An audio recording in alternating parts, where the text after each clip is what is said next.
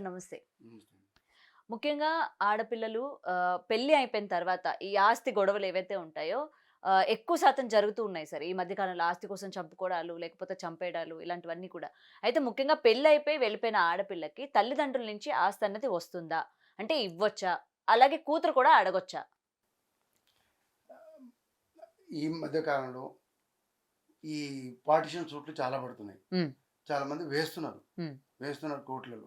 వేయడానికి కారణం ఏంటంటే 2004లో ఎప్పుడైతే సెంట్రల్ గవర్నమెంట్ అమెండ్ చేసింది. ఇన్‌ఫాక్ట్ 1987లో మన స్టేట్ యాక్ట్ వచ్చింది. ఎన్టీ రామారావు గారు ఉన్నప్పుడు. ఓకే. ఆడపిల్లలకు కూడా సమాన ఆస్తి అవును. హక్కు ఉండాలి. ఇవ్వాలి అని. తర్వాత సెంట్రల్ గవర్నమెంట్ దాన్ని అమెండ్ చేసి 2004లో అమెండ్ చేసి హ్మ్. యాక్ట్ తీసుకొని 2005 నుంచి అది ఇంప్లిమెంటేషన్ స్టార్ట్ అయింది. హ్మ్. దాని ప్రకారం కూడా ఏంటంటే by birth equal to male, female equal right they will get equal సమాన హక్కు ఆస్తిలో వస్తుంది వాళ్ళకి. హ్మ్. కాబట్టి తర్వాత తండ్రి బతుకుంటేనే అనేది కొంత దాంట్లో ఉంటే యాక్ట్లో ఉంటే దాని తర్వాత సుప్రీంకోర్టు ఈ మధ్య కాలంలో జడ్జిమెంట్ ఇచ్చింది హ్మ్. క్లియర్గా ఈవెన్ దో తండ్రి ఉండాలి లేడని కదా కంపల్సరీ ఆస్తి హక్కులు సమాన హక్కు ఇవ్వాలి. ఇవ్వాల్సిందే అని. ఓకే. దాన్ని బేస్ చేసుకుని చాలా కేసులు వేస్తున్నారు. ఆడపిల్లకి రైట్ ఉంటుంది, ఇది హ్మ్. ఇవ్వాల్సిందే. హ్మ్. కానీ నేనేమంటాను మేడం, చాలా వరకు మాట్లాడుతున్నారు వేసే కేసులలో కూడా మెజార్టీ కేసెస్ కాంప్రమైజ్తోనే క్లోజ్ అవుతాయి. అవును. తర్వాత ఏమైందంటే మధ్యాహ్నం ఇద్దరు కాంప్రమైజ్ అయిపోతారు. వాళ్ళు కూడా ఎంతైనా రక్త సంబంధమే కదా. సరే ఎక్కడో తను ఎవరో పెద్ద మనుషులు ఎంటర్ అయ్యి హ్మ్. హ్మ్. మాట్లాడితే సరే ఎన్నాళ్ళు కొట్లాడుతాం ఏంది, స్టార్టింగ్ కోపం ఉంటుంది, హ్మ్. తొందరగా ఏదో చేయాల్సిన ఆవేశం ఉంటుంది. ఓ 2-3 సంవత్సరాలు గడిస్తే వాళ్ళకు అర్థమవుతుంది హ్మ్. కోర్టులో తొందరగా డిస్పోజ్ అయ్యే స్కోప్ తక్కువ. హ్మ్. ఎందుకంటే heavy pendency of the suits ఉన్నాయి కదా, డైలీ ఎక్కువ పడుతున్నాయి, అక్కడ ఉండే కోర్టులు తక్కువ. దానివల్ల ఏంటంటే పెండెన్సీ ఎక్కువ ఉంటుంది కాబట్టి 2 నెలలు తిరిగిరంటే వాళ్ళు విసుగుడుతుంది. తర్వాత ఎక్కడో కాంప్రమైజ్ సెటిల్ చేసుకొని అనుకుంటుంది. మోస్ట్లీ ఇది కాకపోయినా ట్రయల్ ఎప్పుడైనా సరే కాంప్రమైజ్ చేసుకుంటారు. హ్మ్. అట్లా కొన్ని డిస్పోజ్ అవుతాయి, కొన్ని మొండిగా ఉన్నాయి, మళ్ళీ పైకోటి దాకా పోతారు. హ్మ్. హ్మ్. కొంత పర్సెంట్ తక్కువ పర్సెంటేజ్ పై దాకా పైకి వెళ్ళేది. హ్మ్. చాలా వరకు కింద కాంప్రమైజ్ అవుతుంటాయి. నిజానికి కూడా కాంప్రమైజ్ కావాలా. ఓకే. ఎందుకంటే ఎంతైనా సరే రక్త సంబంధికులే కదా. రిలేషన్ అనేది రిలేషన్, అక్క అన్న చెల్లెలు, అక్క తమ్ముడు, వీళ్ళ రిలేషన్ అనేది ఫరెవర్ ఉండేదే కదా. హ్మ్. ఇదంతా బజార్లో ఎవరిను డబ్బులు ఇచ్చి కొనుక్కొని వచ్చే రిలేషన్ కాదు కదా. కాబట్టి రేపు ఇది ఆ కాంప్రమైజ్ అయినట్టయితే ఏంటంటే రేపు ఆ అక్క వచ్చి తమ్ముడి దగ్గరికి వస్తుంది, ఈ హ్మ్. తమ్ముడు అక్కని తెచ్చుకుంటాడు, లేదా హ్మ్. చెల్లెని హ్మ్. హ్మ్. తీసుకొస్తాడు దాని ఇంటికి. అరే మా అన్న దగ్గరికి వస్తున్నట్టు ఎంత హ్యాపీగా అమ్మ వస్తుంది, హ్మ్. నా చెల్లి వస్తుంది నేను ఎంత హ్యాపీగా ఫీల్ అవుతాడు. హ్మ్. ఇవన్నీ ఉండాలి అంటే అంటే ఎలా ఫీల్ అవుతూ ఉంటారంటే పెళ్లి అయిపోయింది కదా! మేము కట్నం ఇచ్చాము, లేకపోతే పెళ్లి ఆర్భటంగా చేసాం కాబట్టి ఇంక నీకు ఆస్తిలో కూడా వాటా ఇవ్వాల్సిన అవసరం ఏముంది అన్నట్టు కూడా అన్నదమ్ములున్నా మాట్లాడుతూ ఉంటారు కదా! అది ఆలోచిస్తారు ఎక్కువ. హ్మ్. హ్మ్. ఎందుకు ఆలోచిస్తారంటే నేను 1987 వరకు కూడా అంతకుముందంతా కూడా బ చట్టం ఏం చెప్తుంది, బై బర్త్ ఆస్తిలో ప్రాపర్టీ సమాన హక్కు వచ్చేది ఓన్లీ ఆ అబ్బాయిలకే, అబ్బాయిలకే అని. అమ్మాయిలకు అవును. లేదని. అవును. లేదని వచ్చింది కాబట్టి గత సంవత్సరాలు కొన్ని దశాబ్దాలుగా నడుస్తుంది కదా. హ్మ్. ఒకేసారి దీనిలో నుంచి దీంట్లోకి రావాలంటే అంత తొందరగా డైజెషన్ కాలేరు కదా. హ్మ్. సో ఆ ఆలోచనతోనే ఉంటారు. పెళ్లి చేసేటప్పుడు కూడా అమ్మాయి పెళ్లి చేయాలంటే మళ్ళీ ఎక్కడో కట్నాలు తీసుకురావాలా, కానుకలు తీసుకురావాలా, ఇవ్వాలా, చేయాలా.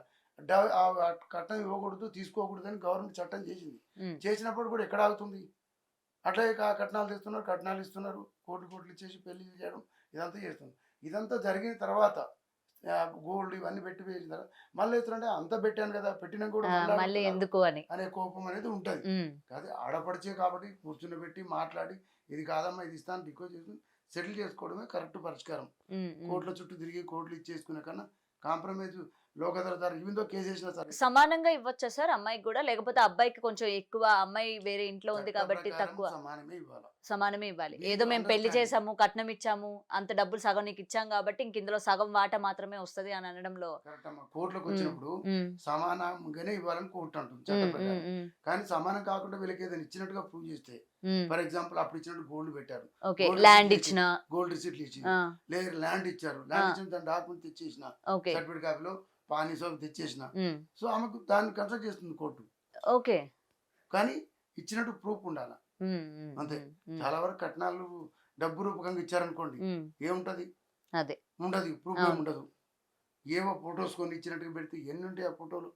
ఆ, అవన్నీ ఆధారాలుగా స్వీకరించదా కోర్టు? స్వీకరిస్తారు. స్వీకరిస్తారు గానీ నేననేది ఏందంటే, అవి ఎంతుంటది? ఇచ్చేదానికి, ఆడ పెట్టేదానికి చాలా తక్కువుంటది కదా. ఆ! ఇప్పుడు సారీ పెట్టినా, లేకపోతే ఇంకేదో బిజినెస్ పెట్టిచ్చానని జెప్పినా, ఇవన్నీ గూడా కోర్టు పరిగణించదా సార్? బిజినెస్ పెట్టించినటువంటి ఎవిడెన్స్ ఉంటే కన్సల్ట్ చేస్తారు మేడం. ఓకే. దాని ఏదైనా డాక్యుమెంట్ ఎవిడెన్స్ కోర్టు కావాలి. డాక్యుమెంట్ ఎవిడెన్స్ ఉండాలి. ఇచ్చినట్టుగా తీసుకున్నట్టుగా ఉంటే ఆమె వాటా కింద అది మైనస్ చేసే స్కోప్ ఉంటుంది. ఓకే. ఇక పెళ్లి చేసిన పెళ్లి ఖర్చులు అనేది అది కామన్, దాని ఎవరు కన్సల్ట్ చేయరు. పెళ్లి చేసేటప్పుడు పెళ్లి అనేది కామన్ గా చేయాల్సింది, అది బాధ్యత, రెస్పాన్సిబిలిటీ ఆఫ్ ది పేరెంట్స్ కాబట్టి దీంట్లో దానికోసం ఏమైనా అప్పు చేసి ఉంటే అప్పులో భాగం కూడా తనకు షేర్ చేసుకోవాల్సి వస్తుంది. ఓకే. ఓకే. సో అప్పులు కూడా షేర్ చేసుకోవాలి అయితే ఇద్దరు కూడా. అంతే. ఆహాహా. అప్పుడు ఓకే. ఆమె దానికి వచ్చి ఆస్తి నిజంగా కూడా ఇలా పెళ్లిళ్ళకి చేసినట్టు ఇలా చేసినట్టు వాళ్ళ పేరెంట్స్ పెట్టినట్టు ప్రూఫ్ ఉంటే డెఫినెట్లీ కోర్టు షేర్ చేసుకుని చేయమని చెప్తుంది. ఓకే. ఆ ఎవిడెన్స్ ఉండాలి దీనికైనా. అదే ఇప్పుడు ఒకవేళ ఆ అమ్మాయి నాకు ఆస్తి వద్దు అని అన్నా అల్లుడు బలవంతం పెట్టిన పరిస్థితులు కొన్ని ఉంటాయి.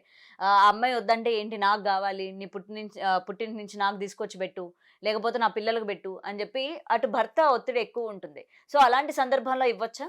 అంటే అమ్మాయి కనుక యాక్సెప్టెన్స్ లేకపోతే? అమ్మాయి యాక్సెప్టెన్స్ లేకుంటే ఏ కోర్టు ఒప్పుకోదమ్మా. ఇవ్వడానికి ఒప్పుకోదు అల్లుడికి. అమ్మాయిని వాళ్ళ హస్బెండ్ ఒప్పిస్తాడు, ఆ, ఆయన నిలబెట్టి చెప్పిస్తాడు. ఓకే. అంతే, అట్లా ఉండదు. కొందరు ఉంటారు అట్లాగే, వాళ్ళకి ఇంట్రెస్ట్ ఉండదు, ఇటు ఆ రిలేషన్ ఆలోచిస్తారు. వాళ్ళ హస్బెండ్ ఏమో ఫోర్స్ చేసి కంపల్సరీ ప్రెజర్ చేస్తుంటాడు. చేసినప్పటికీ ఇంకేం చేస్తా అంటారు, ప్రెజర్ లో కొందరు బెండ్ అయ్యి ఏది చెప్పాలని చెప్తారు, కన్విన్స్ కానీ చెప్పేస్తారు అంతే. వాళ్ళు అట్లాంటి క్రాస్ ఎగ్జామ్ చేసినప్పుడు కొంత బయటపడుతుంటారు, కొంతవరకు తెలుస్తుంటుంది. కానీ అయినా సరే పార్టీషన్ ఆస్తి పూర్వీకులది అయినప్పుడు ఈమెకి రైట్ వస్తుంది కాబట్టి వస్తుంది. ఓకే. తను అడిగినా అడగకపోయినా ఇప్పుడు అడగకపోయినా రాదు, కొట్లాడితేనే వస్తుంది. ఓకే.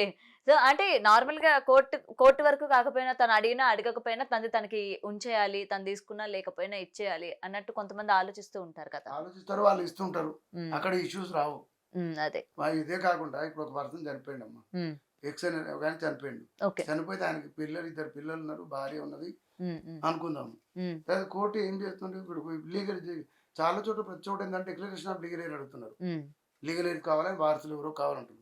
కోర్టుకు వస్తే ఏంటి, కోర్టు ఉన్న ముగ్గురిని వారసులుగా డిక్లేర్ చేస్తుంది. డిక్లేర్ చేస్తే అందరికి సమాన రైట్ వస్తుంది, తల్లికి ఇద్దరు పిల్లలకి పూర్తి సమానం వస్తుంది. ఇంకా అక్కడ మోస్ట్ ప్రాబబ్లీ వాళ్ళ అండర్స్టాండింగ్ ఉంటే ఈ తల్లితో పాటు తల్లి ఆస్తి కొడుకు వస్తుంది, నేను మీకు రాసేస్తాను, 2 వాటలు అయితే చెల్లికి వాటిద్దాం అని మాట్లాడుకునే వాళ్ళు ఉంటారు. అది లేదు 3 వాటలు చేసుకుని తల్లి తర్వాత ఆలోచిద్దాం లేని వాళ్ళు ఉంటారు. అదే తల్లి తర్వాత మళ్ళీ వాటర్ కూడా ఇద్దరికి వస్తుంది అంతే. అవును, తల్లికి ఇచ్చిన సెపరేట్ గా కూడా ఉంటుంది. తల్లి ఇలా పార్టిషన్ చేసుకున్నాక తన వీలునామా రాసిపోయింది అనుకోండి, ఎవరికి రాస్తే వాళ్ళకి వస్తుంది అట్లా. ఓకే. ఇంకా దాని తర్వాత క్వశ్చన్ చేయడానికి లేదు, ఉండదు. ఒకసారి పార్టిషన్ అయినాక పార్టిషన్ చేసుకున్నట్టు ఎవిడెన్స్ ఉంటే మళ్ళీ పార్టిషన్ అడగడానికి లేదు. Okay, right. అట్లా దాని డాక్యుమెంట్ ఎవిడెన్స్ ఉండాలి. Okay, right sir. Thank you sir. For more videos like this, subscribe Big TV channel.